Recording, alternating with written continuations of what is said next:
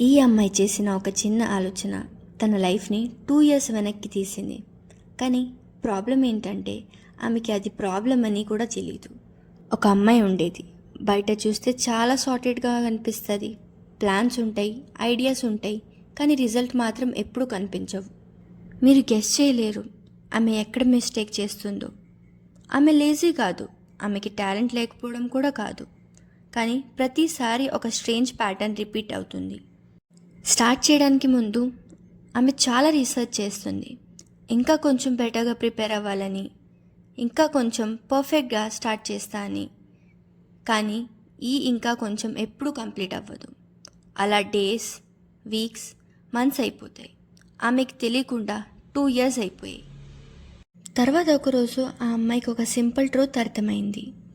ఆమె ఫెయిల్ అవ్వలేదు, ఆమె ట్రై కూడా చేయలేదు కదా ఫుల్గా. అందుకే పర్ఫెక్ట్గా స్టార్ట్ చేయడం కాదు ఇంపార్టెంట్, ఇంపర్ఫెక్ట్గా అయినా స్టార్ట్ చేయడం ఇంపార్టెంట్.